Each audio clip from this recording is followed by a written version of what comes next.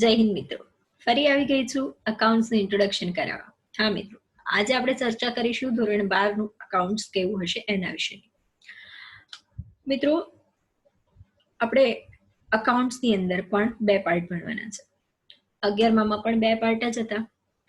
11માં ચેપ્ટરની જે સંખ્યા છે એ ઘણી વધારે હતી, જ્યારે 12મા ધોરણમાં તમારા ચેપ્ટરની જે સંખ્યા છે એ ઓછી થઈ ગઈ. ભણવાનું ઓછું નથી થયું, ચેપ્ટરની સંખ્યા ઓછી થઈ. તો મતલબ સીધો છે કે જે નાના નાના ચેપ્ટર થિયરી વાળા હતા એવા અહીંયા કોઈ ચેપ્ટર્સ નથી. દરેક ચેપ્ટર ખૂબ જ ઇમ્પોર્ટન્ટ છે, દરેક ચેપ્ટરનો વેઇટેજ છે, દરેકમાંથી દાખલાઓ આવશે. હા મિત્રો, તો જે નાના નાના ચેપ્ટર્સ હતા એવા અહીંયા ચેપ્ટર્સ નથી, એટલે જે ચેપ્ટર્સની સંખ્યા છે એ ઘટી ગઈ છે. પેપર 100 માર્ક્સનું રહેશે. ઓવરઓલ ઇન્ડિવિજ્યુઅલી વાત કરીએ તો તમારો ભાગ 1 જે છે એ આખો ભાગીદારી ઉપર છે, અને ભાગ 2 જે છે એ આખું તમારા કંપનીના હિસાબો ઉપર છે. હવે ભાગ 1 ની વાત કરીએ તો ભાગ 1માં તમારી જે ભાગીદારીની શરૂઆત થાય ત્યારથી લઈને ભાગીદારીના વાર્ષિક હિસાબો, એના નવા ભાગીદારનો પ્રવેશ, ભાગીદારીનું પુનર્ગઠન, એમાં કંઈક ચેન્જીસ લાવવા હોય તો, નવો ભાગીદાર આવે, જૂનો ભાગીદાર જાય, અને પેઢીનું વિસર્જન. એટલે ઓવરઓલ આપણે ટોટલ 7 ચેપ્ટર્સ ભણવાના છે. એના પછી જે ભાગ 2 છે એની અંદર તમારે કંપનીના અકાઉન્ટ્સ ભણવાના થાય. પહેલું જે ચેપ્ટર છે તમારું છે શેર મૂડીના હિસાબ. બીજું જે ચેપ્ટર છે એ તમારું છે ડિબેન્ચરના હિસાબ. ફ્રેન્ડ્સ, જે તમે બીએમાં 11મા ધોરણમાં ભણ્યા છો એના આધારે તમારામાં એટલું જ્ઞાન હશે કે શેર મૂડી જે છે એ કંપની જે હોય એ જ ઇસ્યુ કરી શકે છે. તો શેર મૂડી વિશે અહીંયા આપણે ડિટેલમાં ચર્ચા કરવાની છે. શેર શું હોય, ડિબેન્ચર શું હોય, એના વિશે 11મા ધોરણમાં બીએમાં તમે ઓલરેડી અભ્યાસ કરી ચૂક્યા છો. છતાં પણ જ્યારે ચેપ્ટર ચલાવીશ ત્યારે શેર શું હોય, ડિબેન્ચર શું હોય ત્યાંથી જ સ્ટાર્ટ કરશું. મને ખબર છે બચપનમાં ભણેલું યાદ ના રહે અત્યાર સુધી.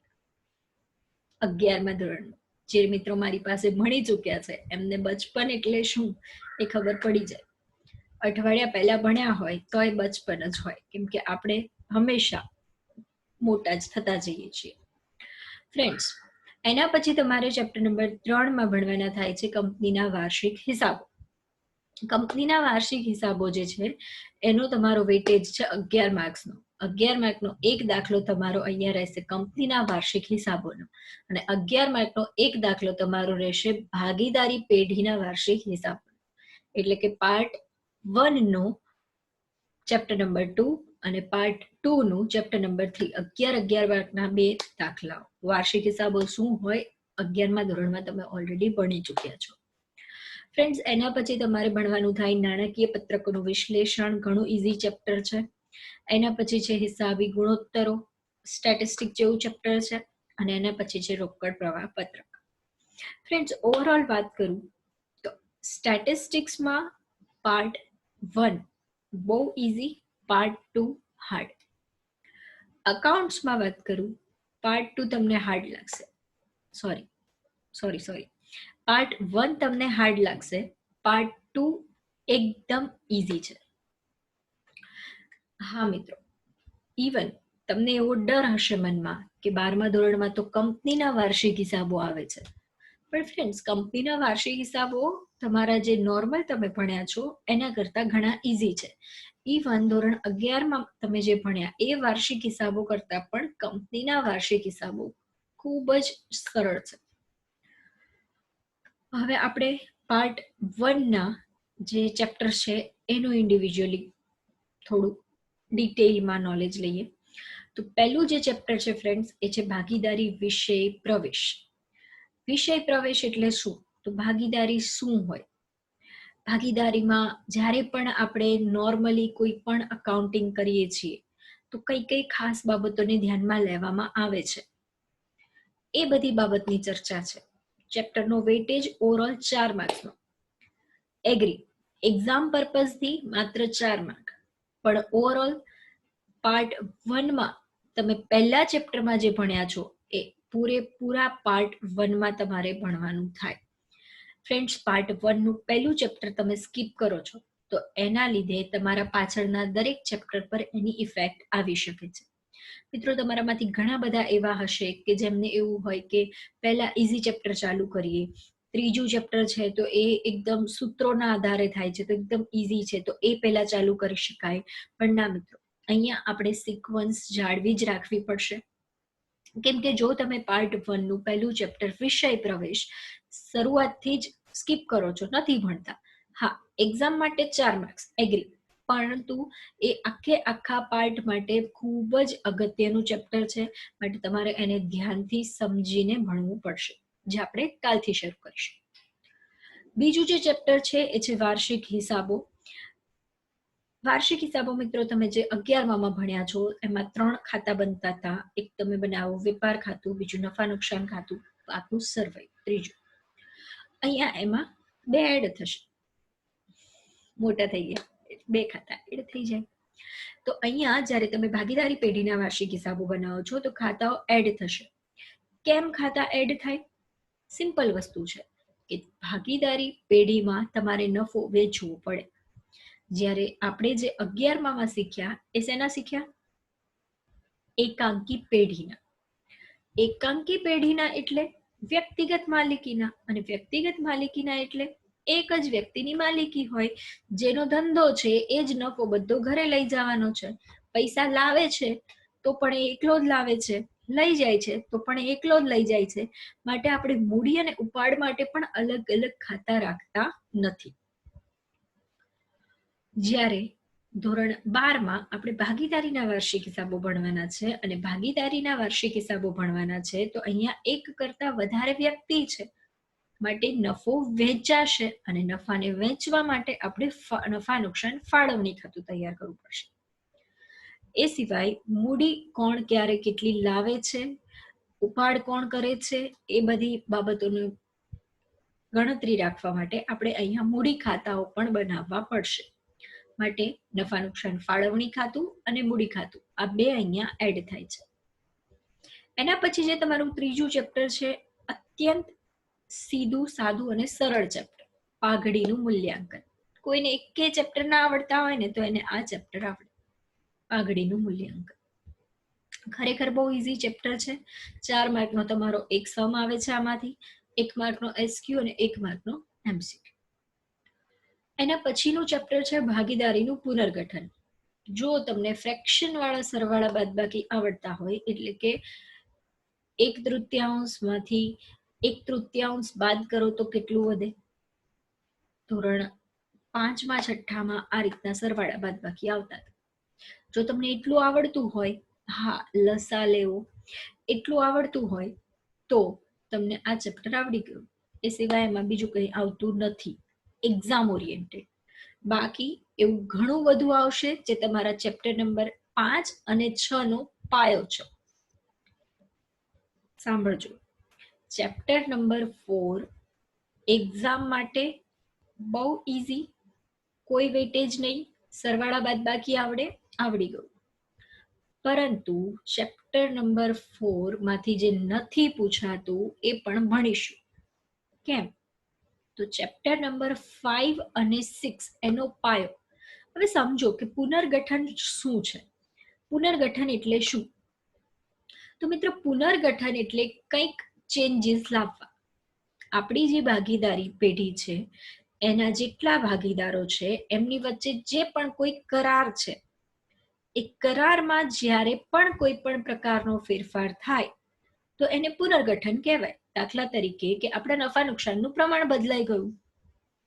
નફા નુકસાનનું પ્રમાણ બદલાયું એટલે જે પણ કંઈક ચેન્જીસ કરીએ છીએ એને કહેવાય પુનર્ગઠન. તો જ્યારે પણ કોઈ નવો ભાગીદાર આવશે, એટલે કે ભાગીદાર પ્રવેશ કરશે, કોઈ નવો ભાગીદાર આવશે ત્યારે આ પુનર્ગઠન તો થવાનું જ છે. કેમ?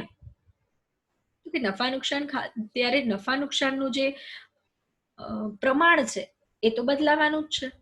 એટલે નફા નુકસાનનું પ્રમાણ બદલાશે એટલે તમારું પ્રવેશ જે છે એમાં પણ પુનર્ગઠન તો થશે જ. કોઈ પણ ભાગીદાર મૃત્યુ પામે છે કે નિવૃત્તિ લે છે કે તમારા ભાગીદારી પેઢીમાંથી છૂટો થાય છે ત્યારે પણ ફરીથી પુનર્ગઠન થવાનું જ છે, કેમ કે નફા નુકસાન ફાળવણીનું પ્રમાણ બદલાય એટલે પુનર્ગઠન તો થાય જ. તો હા મિત્રો, તમારે 5મા અને 6ઠામાંથી 8 માર્ક્સના 2 મોટા દાખલાઓ ભણવાના છે અને એ મોટા દાખલાઓ માટે તમારે ચેપ્ટર નંબર 4ના નાના દાખલાઓ અત્યંત જરૂરી છે. એટલે ચેપ્ટર નંબર 4માંથી જે વસ્તુ નથી પૂછાવાની એ પણ આપણે ભણીશું. એના પછી તમારું છેલ્લું ચેપ્ટર છે ભાગીદારી પેઢીનું વિસર્જન. ચેપ્ટર 7 જે છે એનો વેઇટેજ 8 માર્ક્સનો છે. એમાંથી મોસ્ટલી થિયરી પૂછાય છે, ખરા ખોટા પૂછાય, આમ નોંધો પૂછાય, એને કઈ રીતે નોંધ કરીશું એવું પૂછાય. જનરલી એવા નાના નાના એસક્યુ ટાઈપના 3 માર્કના 2 દાખલાઓ આવે છે.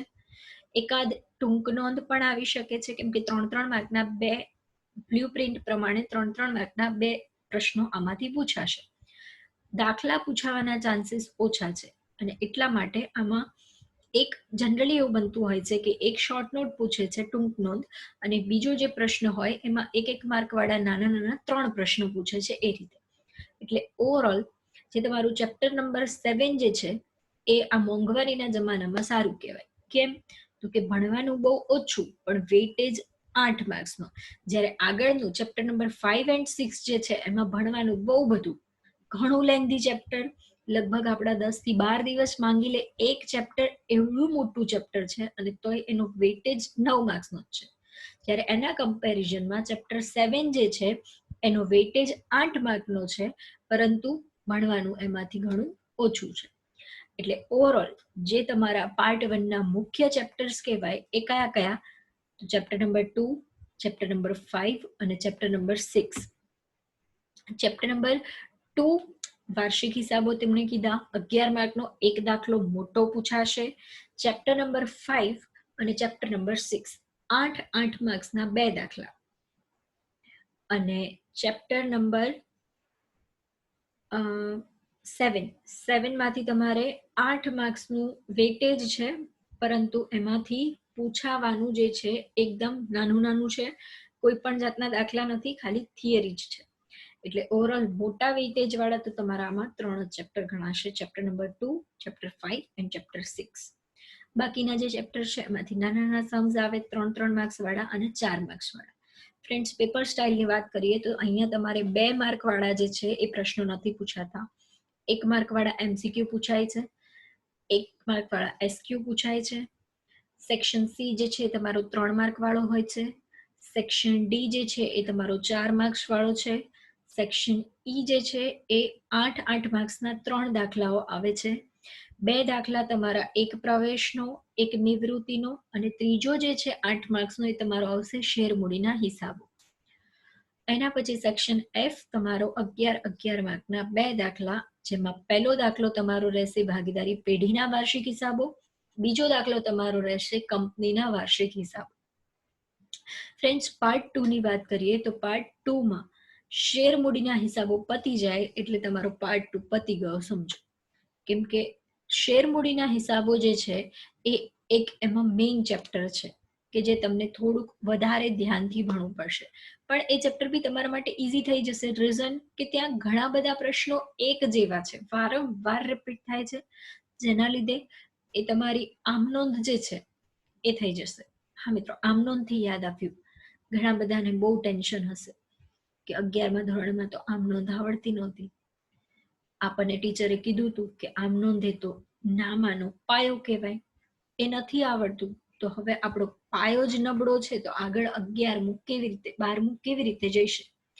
પણ મિત્રો, બિલીવ મી, મેં તમને જ્યારે 11મા ધોરણમાં આવ્યા ત્યારે સ્ટાર્ટિંગમાં કીધું હતું કે ભગવાને આપણને એક કોરી સ્લેટ આપી છે, લખવાનું છે આપણી જાતે, જે લખતા હવે શીખો. એ ફરીથી આપણે ABCD શીખ્યા અકાઉન્ટ્સની અને ભણ્યા. પણ મિત્રો જો 11માં હજુ પણ આપણે ક્યાંક કચાશ રહી ગઈ હોય તો એ કચાશ આપણે 12મા ધોરણમાં પૂરી કરીશું. આપણે 11માં ક્યાંક તમે કંઈક ભણવામાં દિલ દગડાઈ કરી હોય તો એ વસ્તુ 12થમાં રિપીટ ન થવી જોઈએ મિત્રો. આપણે ડે 1 થી જ ધોરણ 12માં આપણો કાલે પરીક્ષા છે એવી જ તૈયારી આજથી સ્ટાર્ટ કરી દો ફ્રેન્ડ્સ. આજથી જ આપણે ચેપ્ટર્સને જુઓ. ઘણા બધા મારે મેસેજીસ આવે છે. 1-2 સ્ટુડન્ટ તો એવા પણ છે કે જેમણે ચેપ્ટર નંબર 1 પોતાની જાતે કરી લીધું છે.